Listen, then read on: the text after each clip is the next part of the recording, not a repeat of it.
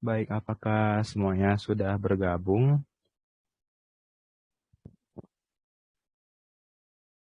Sepertinya belum ya. Ya, mumpung masih banyak yang belum join, kita tunggu saja sekitar 1 sampai 2 menit.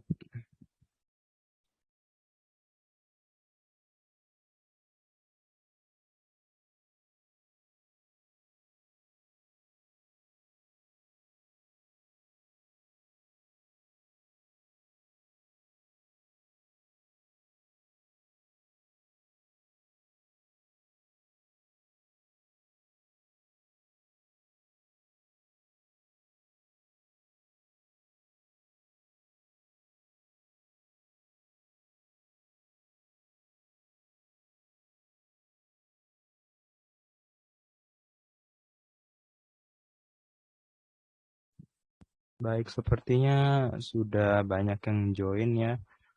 Oke, sebelum mulai, eh, terlebih dahulu isi presensi dulu ya yang sudah disebar di WhatsApp group. Ya, di situ ada link Google Form untuk presensi, silahkan diisi dulu.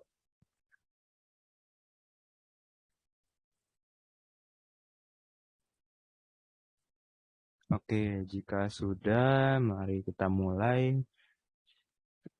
Oke, baik. Assalamualaikum warahmatullahi wabarakatuh. Selamat pagi semuanya.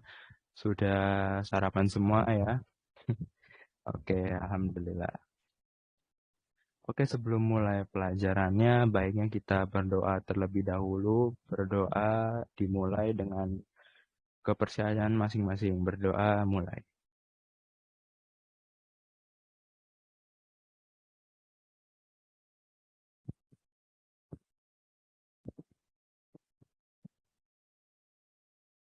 Baik.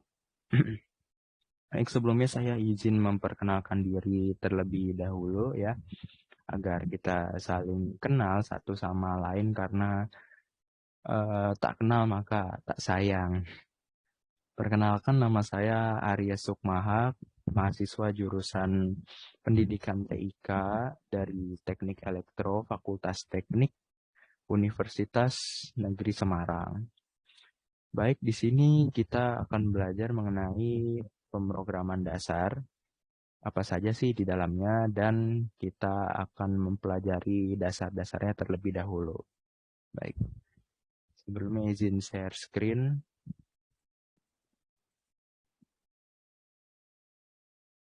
Apakah sudah terlihat ya share screen saya?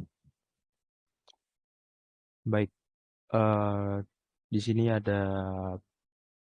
kita akan mempelajari mata pelajaran pemrograman dasar dengan kompetensi inti dan kompetensi dasar, menerapkan alur logika pemrograman komputer, dan membuat alur logika pemrograman komputer.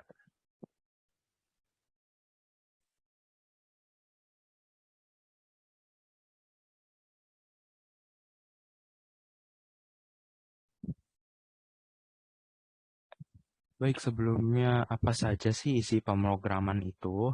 Jadi di pemrograman dasar kali ini, khususnya di mata pelajaran pemrograman dasar ini, kita akan mempelajari alur logika pemrograman, bahasa pemrograman, struktur bahasa, tipe data, variabel, konstanta, dan lainnya, operasi aritmatika, percabangan dan perulangan, fungsi, debugging, pembuatan UI atau user interface, dan paket installer. Nah, apa sih itu logika gitu kan? Masih bingung nih. Alur logika pemrograman komputer adalah ilmu yang mempelajari cara menyelesaikan masalah atau persoalan menggunakan komputer secara terstruktur. Jadi, setiap masalah yang akan kita hadapi, kita akan selesaikan dengan komputer dan kita penyelesaiannya itu teratur. Ada apa ya namanya? Ada prosedurnya sehingga kita menyelesaikan masalah tersebut secara urut gitu.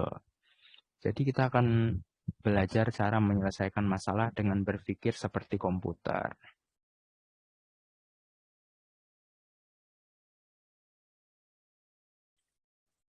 Setelah mempelajari materi cara berpikir ala komputer ini atau alur logika pemrograman komputer, kita akan melanjutkan mempelajari algoritma dari pemrograman komputer.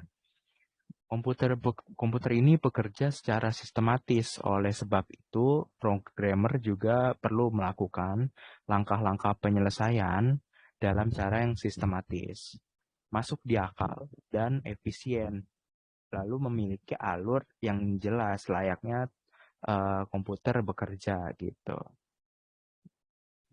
Nah, apa sih logika pemrograman itu? Logika pemrograman adalah cara berpikir yang sistematis masuk di akal dalam menyelesaikan sebuah masalah. Kata logika ini berasal dari kata logik atau logis, berarti nilai kebenarannya harus dapat ditentukan.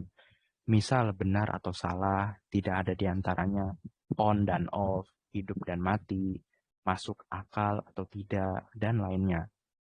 Logika harus mempunyai awal dan akhir, serta harus berhenti setiap mengerjakan serangkaian tugas. Jadi, logika ini harus ada ujungnya gitu. Nggak bisa dia terus-terusan non-stop kerja. Dia harus ada akhirannya atau endingnya. Jadi supaya dia bisa selesai masalahnya gitu. Setiap langkah harus didefinisikan secara tepat sehingga tidak ambigu ganda gitu. Atau tidak apa ya, tidak menghasilkan keraguan gitu. Nah, logika ini adalah istilah yang dibentuk dari kata logikos yang berasal dari bahasa Yunani, yaitu kata benda logos.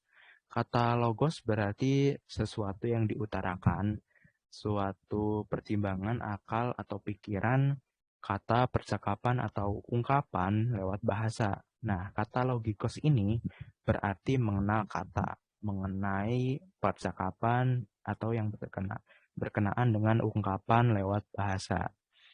Nah, menurut Jan Hendrik Prapar 1996, logika adalah suatu pertimbangan akal atau pikiran yang diatur lewat kata dan dinyatakan dalam bahasa.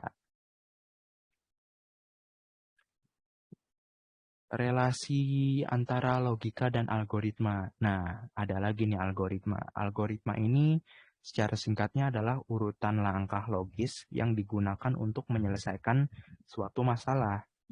Hubungan antara logika dan algoritma ini adalah cara kalian berpikir dalam menyelesaikan masalah, lalu membuat langkah untuk melakukan penyelesaian masalah tersebut secara sistematis dan sesuai dengan cara kerja komputer.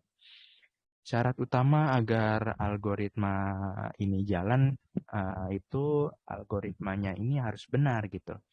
Artinya saat kita membuat algoritma, kita harus berpikir secara logis, atau masuk akal gitu, dan kebenarannya harus dapat ditentukan. Nah, benar di sini bukan berarti harus jawabannya benar, tapi memberikan nilai output yang sesuai logika atau masuk akal ke akal kita gitu. Nah, apa yang terjadi kalau misal uh, output atau keluaran atau hasil algoritmanya nggak benar, ya jadi hancur atau berantakan gitu. Nah, contoh logika ini uh, kita ambil contoh yang mudah dulu deh. Nah, misal kita masukin sebuah angka di sini, sebentar. Misal angka 4 ya. Di sini kan angka 4 ini genap ya. Genap. Nah, di sini angka 4 nggak mungkin ganjil kan?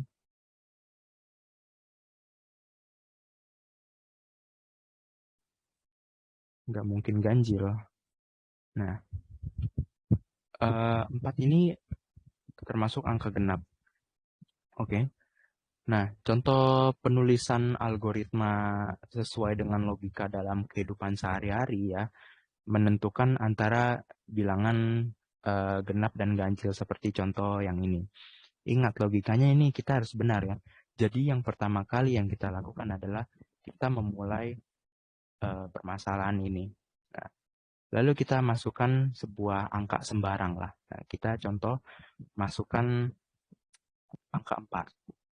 Nah, kita bagi angka tersebut dengan 2 gitu. Nah, apakah habis dibagi 2? Iya, karena 4 dibagi 2, 2.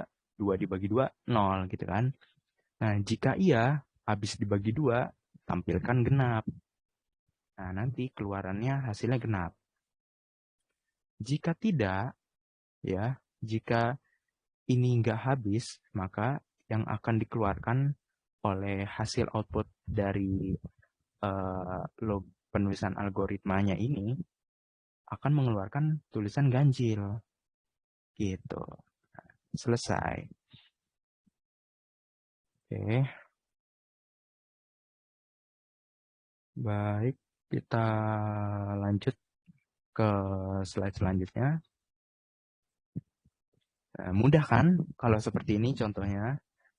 Jadi perhatikan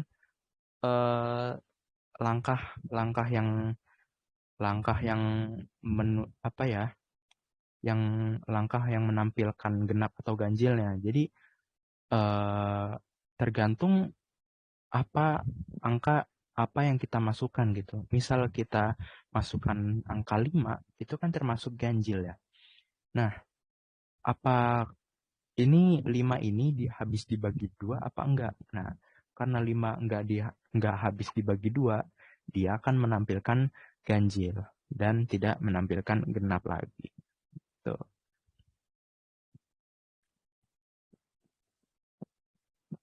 Oke, saya hapus dulu. Baik, kita slide selanjutnya. Apa itu algoritma?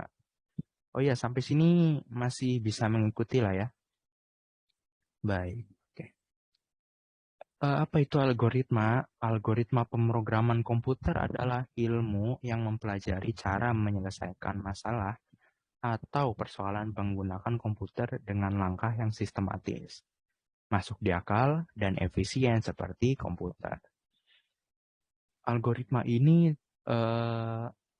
menurut Suwarga tahun 2003 adalah teknik penyusunan langkah-langkah penyelesaian masalah dalam bentuk kalimat dengan jumlah kata yang terbatas tetapi tersusun rapi secara logis dan sistematis.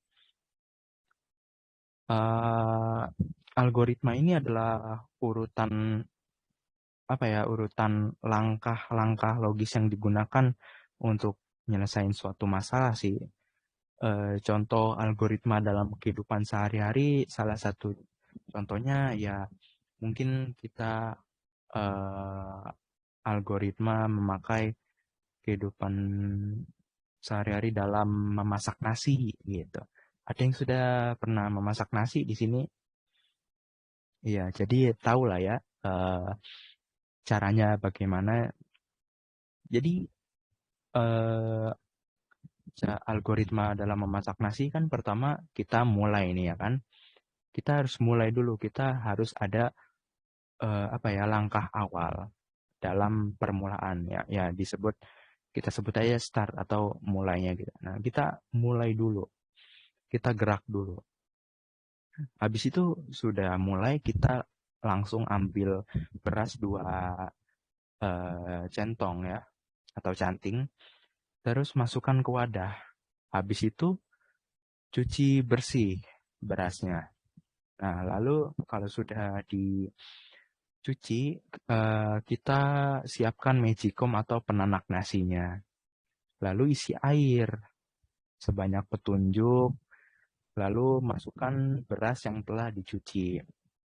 Nah, habis itu kita colok magicom atau penanak nasinya, kita colok listriknya agar nyala. Lalu hidupkan magicomnya. Nah, tunggu sampai lampu indikator berwarna kuning dalam tandanya matang. Nah, jika sudah matang, itu tandanya selesai. Masak nasi selesai. Jadi selalu ada awal, start, dan akhir ending. Oke. Baik, sebelum sini kita bahas deretan langkah tersebut. Deretan langkah penanak nasi tadi merupakan algoritma dari aktivitas memasak nasi. Urutan langkahnya jelas kan? Maka dianggap proses yang logis atau masuk akal karena memang begitu cara memasak nasi gitu kan. Nah, sementara itu di dalam sistem komputer kita ini dan matematika, definisi algoritma itu adalah prosedur atau langkah penghitungan, pemrosesan, dan hasil akhir berupa data gitu. Algoritma ini juga diartikan sebagai metode yang diekspresikan lewat rangkaian dan instruksi yang dijabarkan untuk menghitung secara garis besar algoritma dimulai dengan input dan kondisi awal, deskripsi, eksekusi, dan menghasilkan output. Baik. Iya, sampai sini ada yang ingin ditanyakan? Silahkan menanya.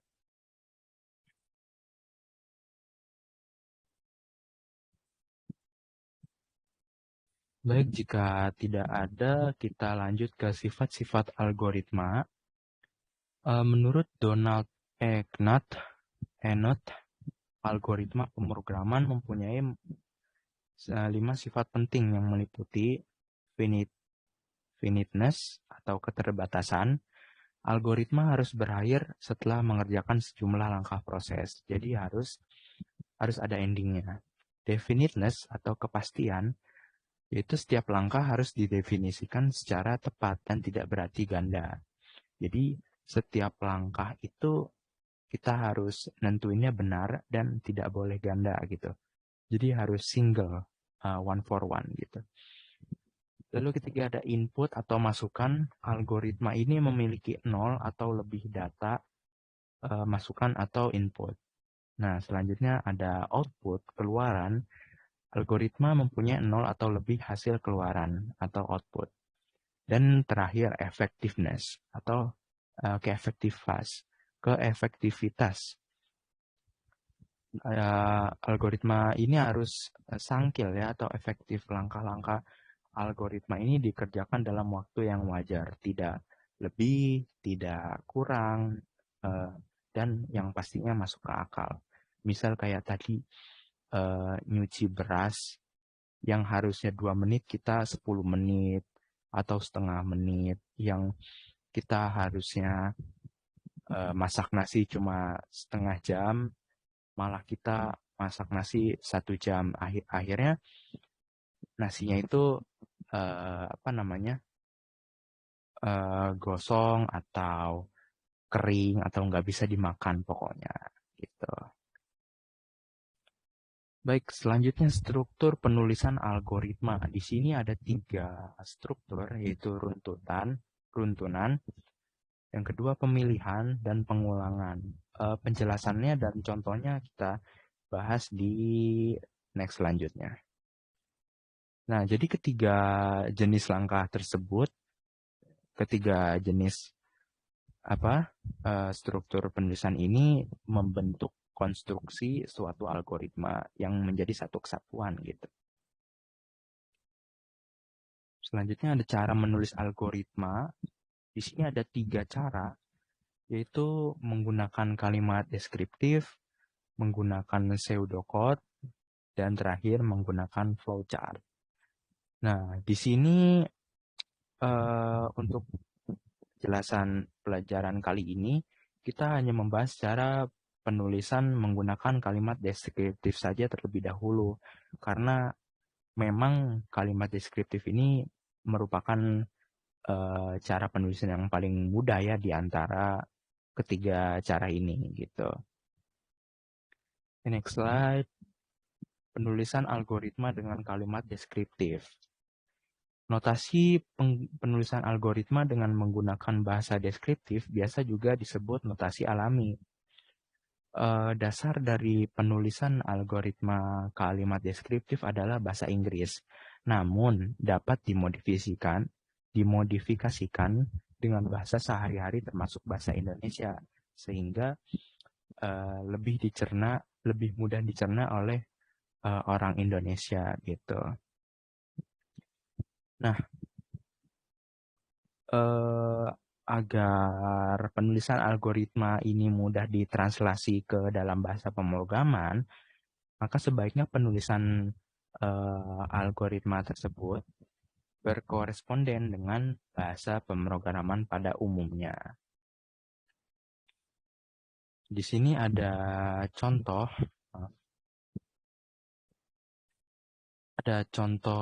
tadi ya, struktur penulisan algoritma dengan kalimat deskriptif. Contohnya di sini kalimat deskriptifnya ini ya, yang langkah-langkah ini ya. Jadi dari 1 sampai 6 ini namanya kalimat deskriptif. Nah, ini kalimat deskriptif ini menggunakan struktur sequence atau runtunan ya. Jadi logikanya kita mulai dulu. Seperti biasa kita harus ada start ya. Harus ada awalnya.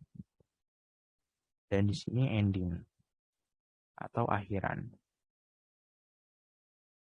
Kita mulai awalannya dulu, kita harus start, kita harus mulai dalam menyelesaikan masalah ini. Lalu selanjutnya kita siapkan gelas X ya. Kita siapkan gelas X atau gelas ketiga lah dari gambar di sini. Nah, misal sini ya kita gambar gelas X. Nah, kita sudah siapkan gelas X. Lalu selanjutnya tuang gelas berisi teh ke dalam gelas X. Kita tuang ke sini. Otomatis gelas ini kosong kan? Nah, ya sebelumnya ini penulisan algoritma dalam menukar cairan kopi atau minuman kopi ke dalam gelas teh dan sebaliknya cairan teh, minuman teh kita pindahkan ke gelas kopi gitu. Nah, lalu kita sudah tuangkan minuman teh ke gelas X, otomatis gelas tehnya kosong. Lalu tuang gelas berisi kopi ke dalam gelas teh yang kosong tadi. Nah, otomatis kopi kan sudah di sini ya. Nah, gelas kopi sudah kosong. Gitu. Nah, lalu selanjutnya pindahkan yang tuang gelas X yang berisi teh ke dalam gelas kopi yang telah kosong. Gitu. Nah, jadi selesai. Begitu cara algoritma dalam menukar minuman teh ke menukar minuman teh dan kopi gitu. Oke, lanjut kita ke selanjutnya. Lalu ada kalimat deskriptif dengan struktur penulisan selection atau pemilihan gitu. Oh ya, sebelumnya saya lupa jelaskan. Runtunan atau sequence ini adalah instruksi kode program yang akan dikerjakan secara berurutan sesuai dengan urutan penulisannya atau eksekusinya. Jadi bisa kita lihat di sini sangat urut kan ya. Algoritma harus urut, tidak boleh acak-acakan. Misal kita tuang gelas yang berisi kopi langsung ke dalam teh, otomatis kan minumannya kecampur aduk jadi berantakan kan. Nah, jadi nggak boleh, harus berurutan seperti ini. Dengan kata lain, sebuah kode instruksi ini dilaksanakan setelah instruksi sebelumnya selesai dikerjakan. Jadi secara bertahap kita mulai satu dulu, baru kita mulai langkah kedua, baru langkah ketiga. Nggak boleh kita langsung langkah kedua langsung langkah keempat gitu. Urutan dari instruksi ini menentukan hasil akhir dari suatu algoritma. Bila urutan penulisan berubah, maka mungkin juga hasil akhirnya akan berubah, gitu ya. Jadi misal seperti yang saya bilang tadi, kalau kita nggak berurutan dengan ini, dengan langkah-langkah yang ada di sini, bisa jadi kopinya nanti kecampur aduk sama teh, atau sebaliknya tehnya kecampur sama kopi. Jadi tidak ada gelas yang kosong gitu untuk memindahkannya, gitu ya. Baik, selanjutnya kita ke kalimat deskriptif yang dengan struktur selection atau pemilihan ya. Jadi pemilihan ini atau seleksi ini adalah menjalankan instruksi kode program yang akan dikerjakan sesuai kondisi yang telah ditentukan. Kondisi ini adalah persyaratan yang dapat bernilai benar atau salah, ya. Jadi di struktur selection ini kita akan menghasilkan output salah atau benar gitu ya. Satu atau beberapa instruksi kode program hanya dijalankan apabila kondisi bernilai true atau benar. Sebaliknya, apabila false atau salah, maka instruksi kode program tidak akan dijalankan atau dialihkan pada kondisi berikutnya atau lainnya. Ya, contohnya seperti ini. Kita pertama mulai seperti biasa, awalan dulu atau start ya, maaf. Kita mulai start dulu. Start. Lalu kita mulai siapkan penampungan sisa untuk menyimpan sementara sisa hasil bagi. Ya. Lalu masukkan data bilangan bulat. Misal contoh 10. Proses ini bagi bilangan dengan 2, simpan hasil bagi ke penampungan sisa. Ya. Jadi bagi bilangan dengan 2 ini kita bagi dulu angka 10 ini dengan 2. Jadi setelah hasil baginya kita simpan. 10 bagi 2, 5. Lalu kita simpan hasil bagi ke penampungan sisa. Itu 5 ya. Nah, jika nilai sisa sama dengan 0, kerjakan langkah 6, yaitu tampilkan genap. Nah, jika nilai sisa sama dengan tidak sama dengan 0, kerjakan angka 8, akan menampilkan ganjil. Kita lihat di sini angka apa yang muncul? 5. 5 ini termasuk angka ganjil. Baik ya. Nah, jika 5 ini kan tidak sama dengan 0 ya. Jadi kalau dibagi terus sampai 0 itu kan nggak bisa 5 ya. Jadi kondisi pemilihan yang ini yang akan dijalankan. Jadi karena langkah 5 tidak memungkinkan dalam hasil yang dikeluarkan, maka struktur algoritma ini akan memilih langkah 7 dan kemudian dijalankan langkah berikutnya itu 8, tampilkan ganjil. Setelah ini selesai, maka algoritma ini sampai di ending atau akhiran gitu. Selesai. Oke ya. Baik, seperti itu. Kita lanjut ke selanjutnya. Kalimat deskriptif menggunakan struktur iteration atau looping. Nah, jadi di sini kita tidak perlu menulis instruksi yang sama berulang kali untuk hasil yang sama, tetapi cukup melakukan pengulangan dengan instruksi yang tersedia. Pengulangan ini merupakan kegiatan mengerjakan sebuah atau sejumlah aksi yang sama sebanyak jumlah yang ditentukan atau sesuai dengan kondisi yang diinginkan, gitu ya. Nah, contoh di sini tuh, contoh kita yang akan kita lakukan ini, contohnya soal algoritma pengulangan yang menampilkan kata "aku cinta kamu" sebanyak 10 kali. Ya, cara penulisan algoritmanya seperti ini.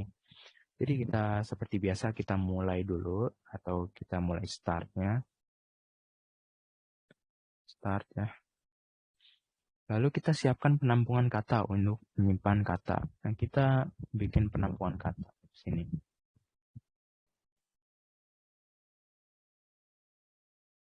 Lalu kita siapkan atau buat penampungan ulang untuk menyimpan nilai perulangan. Nah, kita akan nilai ulang.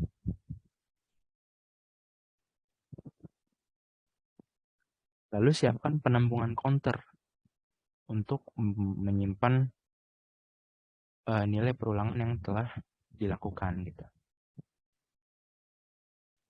Nah, penampungan counter ini digunakan untuk jika perulangan ini tidak sesuai gitu. Tidak sesuai dengan apa yang kita minta. Jadi selanjutnya kita masukkan data "aku cinta kamu" ke penampungan kata. Kita masukkan ke sini. Lalu masukkan data perulangan ke penampungan ulang. Jadi di sini 10 ya. Kita masukkan ke sini. Set counter dimulai dari 0. Ya. Kita penampungan counter ini maksudnya kayak alat penghitungnya ya. Jadi kita mulai dari 0. Tampilkan kata. Nah, kata "aku cinta kamu" akan ditampilkan, lalu penambahan counter dengan 1. Nah, counter ini kita akan menampilkan kata "aku cinta kamu" dulu. Aku cinta kamu.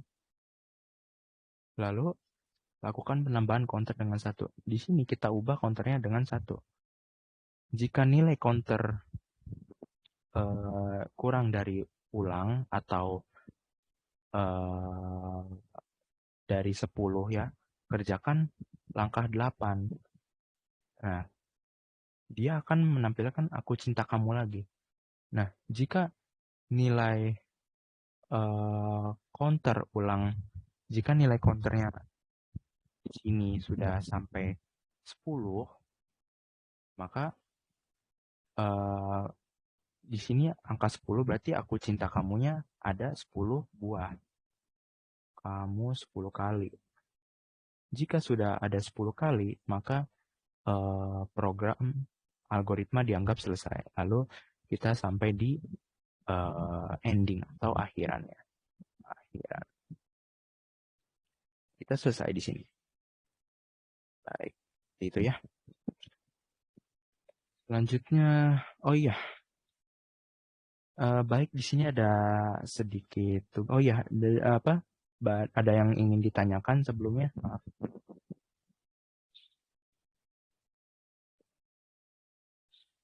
Tidak ada ya. Baik, di sini ada sedikit tugas untuk melatih kemampuan kalian dalam membuat alur logika dan algoritma sederhana ya. Buatlah tugas contoh penerapan algoritma dari kegiatan sehari-hari maupun di dalam pelajaran menggunakan kalimat deskriptif. Nah, dari kegiatan sehari-hari ini, misal kalian mau mandi atau kalian ingin memasak Indomie atau ingin membuat telur orak-arik atau telur dadar. Nah, itu kan telur dadar dan orak-arik itu prosedurnya atau langkah-langkahnya beda. Nah, kalian bisa tulis di situ. Nah, jika dalam pelajaran kalian misal contoh menghitung luas lingkaran menghitung luas lingkaran. Nah, misal kalian buat dulu lingkarannya, terus kalian kasih angka berapa senti. Nah, nanti lakukan prosedur dengan langkah-langkah yang sudah tertera di rumus luas lingkaran. Nah, kalian tuangkan di menggunakan kalimat deskriptif, baik ya. Seperti itu. Itu kalau dalam bidang matematika. Nah, misal kalau dalam agama, bagaimana cara wudhu. Nah, tulis aja langkah-langkah algoritmanya dengan benar gitu. Jangan sampai salah ya. Algoritma ini syaratnya harus urut, benar gitu ya, dan masuk akal. Nah, misal kita mau wudhu, kita niat, seharusnya kan niat dulu, basuh muka, kumur-kumur, eh, hidung, wajah gitu kan. Nah, jangan langsung dari wajah langsung ke kaki gitu, jangan, nggak boleh gitu kan. Itu sudah nggak masuk akal dan melanggar syariat Islam gitu, yang sudah ditentukan oleh Rasul gitu ya. Baik, tidak ada yang ditanyakan ya. Sepertinya tidak ada. Kalau tidak ada, saya akhiri pertemuan kali ini. Oh ya, sebelumnya kita berdoa terlebih dahulu. Sebelum mengakhiri pertemuan kali ini, berdoa menurut kepercayaan masing-masing. Berdoa dimulai.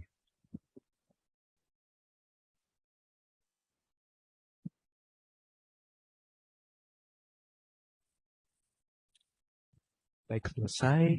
Kalau tidak ada, saya akhiri pertemuan kali ini.